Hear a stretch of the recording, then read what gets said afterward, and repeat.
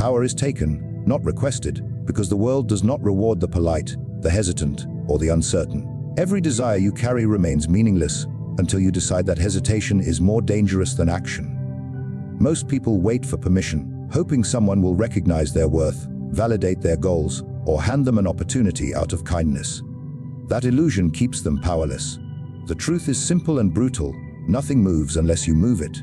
You cannot expect respect if you walk like someone who fears rejection. You cannot expect influence if you speak like someone begging for approval. The world bends to those who act as if they are entitled to shape it. Power grows in the hands of those who refuse to ask and instead choose to take deliberate, calculated steps toward what they want. People respond to confidence, not neediness. Confidence creates gravity, neediness creates repulsion. When you ask too much, when your desire becomes visible, you signal weakness. You reveal that you are not in control of the situation. And once you lose control, you lose everything that depends on it. The powerful understand that the appearance of independence is one of the strongest currencies in human interaction. They know that acting detached, calm, and self-sufficient makes others lean toward them, trust them, and eventually follow them. This is how influence begins, not by pleading, but by projecting the unshakable energy of someone who can walk away without fear. To take power, you must first remove the mindset that the world owes you fairness. It does not. People elevate those who seem already elevated. They choose leaders who act like leaders even before gaining the title. They trust decisions made with certainty, even if those decisions are not perfect. They follow those who move decisively, because decisive people appear to know something others don't. Your ability to act before you feel ready gives you an advantage no one else sees until it's too late. The more you hesitate, the more space you give others to dominate the ground that should have been yours. Taking power does not mean being aggressive or loud. It means making moves without waiting for anyone's blessing. It means recognizing that every environment, every room, every relationship has a hierarchy, visible or invisible, and stepping into the position you want before someone else claims it. It means controlling your emotions so they never reveal desperation, fear, or insecurity. The more unpredictable and unreadable you are, the more people give you space, respect, and authority. Power flows to those who look like they already own it, because appearance influences reality. When you carry yourself as if you have nothing to prove, people stop trying to challenge you. When you act with the confidence of someone who directs outcomes rather than reacts to them, the world starts shaping itself around your intentions. People obey perceptions, not truth, because human beings respond more strongly to what they believe than to what actually exists. Reality is often too complex, too unclear, and too slow for most minds to process, so they cling to the version of events that feels the most certain, confident, and emotionally charged. This is why the one who controls the narrative controls the outcome. When you define how others should interpret a situation, you quietly take command of their thoughts, their reactions, and ultimately their decisions. You don't need to be the strongest, the richest, or the most knowledgeable. You only need to shape how others see the world, and they will follow the path you illuminate. Perception becomes the stage on which power is displayed, and the one who paints the scene determines the fate of everyone within it. Control begins with certainty. Most people speak with hesitation, always seeking reassurance, always waiting to see how others react before committing to a position. Their uncertainty weakens them. Their words lack weight. When you speak with calm, unwavering conviction, you bypass their logic and speak directly to their instincts. Humans instinctively trust confidence because it signals authority, stability, and dominance. Even if your words are not perfect, the certainty behind them creates the illusion that you know more than they do, that you have access to information they lack, and that following your interpretation is safer than forming their own. This gives you an invisible advantage in every interaction. The art of perception control requires emotional discipline. You must never reveal confusion, frustration, fear, or doubt, because these emotions allow others to redefine the situation for you. The moment someone else frames the narrative, you lose power. By maintaining composure even in chaos, you signal that you are still in control, still thinking, still leading. People mirror the emotional state of the person who appears dominant. If you remain calm, they absorb your calmness. If you remain firm, they accept your firmness. If you define a crisis as manageable, they treat it as manageable. This is how leaders are created, not through authority, but through the manipulation of collective perception. To control perception, you must also master the art of misdirection. Reveal only what strengthens your position and suppress what weakens it. Allow people to see what benefits you and hide what complicates your image. You become powerful not by being transparent, but by being selectively visible. Give just enough truth to seem honest, but cloak your true intentions in ambiguity. People fill the gaps with their own assumptions, and their assumptions often serve your purpose better than the truth ever could. When you control how others interpret your actions, your successes become larger, your failures become invisible, and your presence becomes magnetic.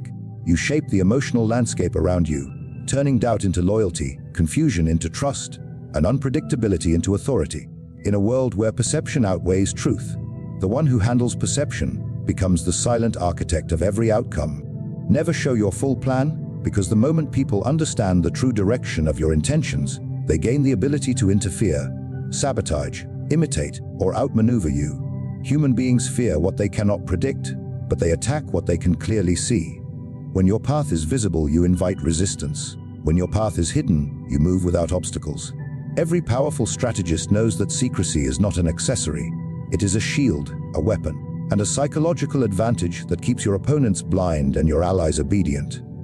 Revealing pieces of your strategy is acceptable, but revealing the destination is fatal, because the destination exposes your ambition, and ambition threatens those who lack it. Most people underestimate the danger of transparency.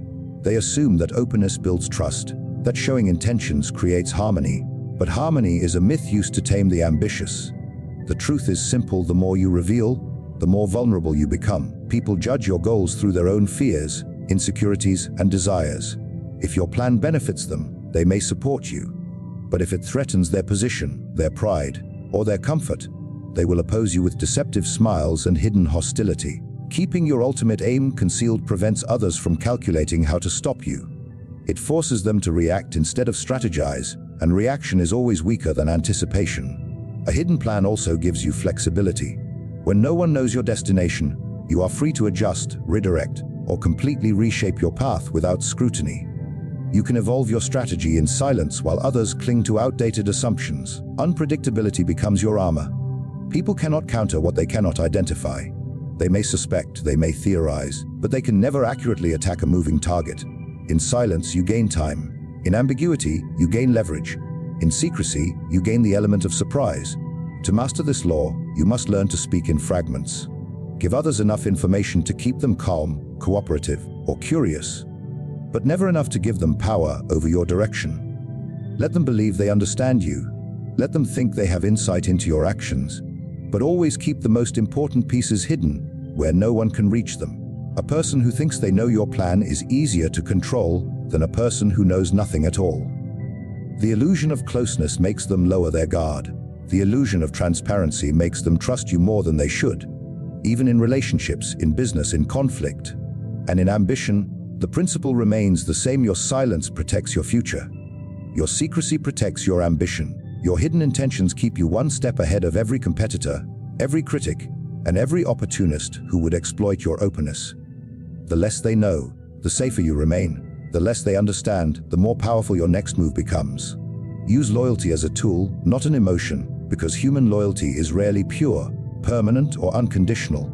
People are loyal to what serves them, protects them, validates them, or benefits them. Once those conditions disappear, their loyalty evaporates with them. This is why the wise never depend on loyalty as a foundation of trust. Instead, they treat it as a resource to be shaped, managed, and directed. If you understand what people desire, fear, or desperately crave, you can forge loyalty that is not emotional, but transactional. And transactional loyalty is predictable. It is stable as long as you maintain the conditions that created it. Emotional loyalty, however, is fragile, inconsistent, and vulnerable to influence from anyone who promises a sweeter deal. Every person who stands beside you does so for a reason, even if they are not conscious of it. Some stay because you give them confidence, some because you give them purpose, some because you give them opportunity, protection, or identity. The moment you understand what binds them to you, you gain control over their behavior. You become the source they depend on, the anchor they lean toward, the figure they believe they cannot replace. This is the essence of strategic loyalty, not blind devotion, but cultivated dependence. When you become someone's lifeline to something they treasure, security, recognition, stability, power. You can predict their actions, shape their choices, and influence their decisions without force. Treat loyalty like a currency. Each act of support you give someone increases their psychological debt. They may not acknowledge it, but they feel it. They begin to act in ways that repay the attention, guidance, or opportunity you offered. This is why granting small favors is often more powerful than granting large ones. Small favors create a steady, growing sense of obligation. Large favors create gratitude, but gratitude fades quickly. Obligation, however, lingers.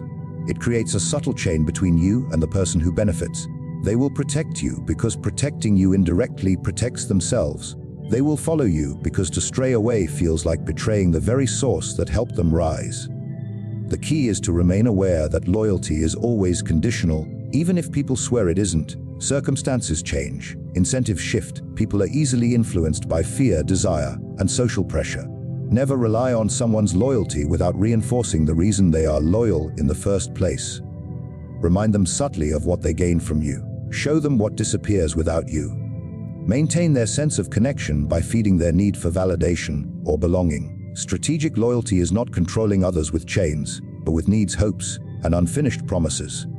You do not trap people, you make them want to stay. In this world, loyalty is not earned through goodness but through relevance. People remain loyal to what they believe they cannot afford to lose. Therefore, your goal is simple: become indispensable, not lovable. Become necessary, not adored.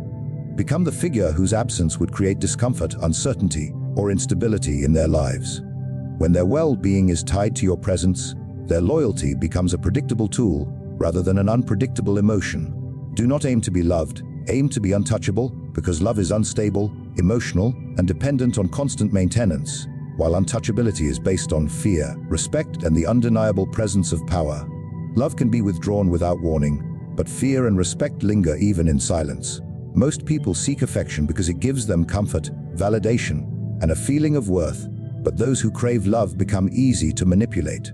They bend themselves to please others. They compromise their authority for acceptance. They dilute their strength to avoid conflict. In the pursuit of love, they become fragile, predictable, and easily defeated. The one who seeks love becomes controlled by the ones whose approval he desires. To be untouchable means building an aura that cannot be easily questioned or challenged. It means positioning yourself in such a way that attacking you becomes too costly, too risky, or too uncertain for anyone to attempt. People hesitate not because they admire you, but because they fear the consequences of provoking you. This form of power is far more durable than affection because fear does not require constant emotional reassurance. Respect does not rely on moods. An untouchable presence is earned through consistent strength, strategic silence, and an unwillingness to lower yourself to the level of those who seek comfort instead of control. Being untouchable does not mean being cruel or aggressive. It means being unshakably composed, unpredictable, and emotionally independent. People gain leverage over you the moment they can affect your emotions. When they know what angers you, they use it against you. When they know what pleases you, they manipulate it to guide your actions. Remaining unreadable protects you. When you do not react impulsively, others cannot measure your limits or your breaking points. Emotional distance becomes a shield that keeps you in a position of dominance without needing to display force. To build this aura, you must learn to value your presence. Do not be everywhere, do not be too accessible, and do not allow others to treat you casually. Scarcity increases value. When you become selective with your time, energy, and interactions, people begin to perceive you as someone above the ordinary, someone who must be approached carefully and respected instinctively. You shape their behavior simply by controlling your availability. The less you give, the more they want. The more they want, the more power you gain. Most importantly, aiming to be untouchable means refusing to be controlled by validation. You do not chase approval because chasing something places you beneath it.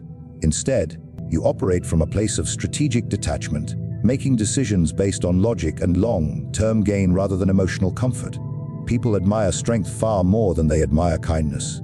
They trust those who appear immovable far more than those who appear accommodating.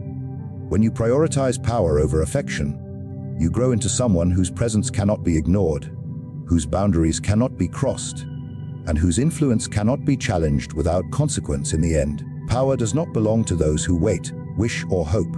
It belongs to those who understand the hidden forces that move people shape decisions, and dictate outcomes. The darkest laws are not meant for the gentle or the uncertain. They are meant for those who are willing to think beyond emotion, beyond morality, and beyond the illusions society teaches. When you master perception, conceal your intentions, build strategic loyalty, and become untouchable, you no longer chase what you want, you attract it. You no longer fight for position, you become the position. The world bends to the mindset of the one who is willing to do what others refuse to see, refuse to admit, and refuse to learn. These laws are not merely strategies. They are the architecture of dominance, the blueprint of influence, and the silent path to getting whatever you desire. Embrace them, and you stop playing the game. You start controlling it.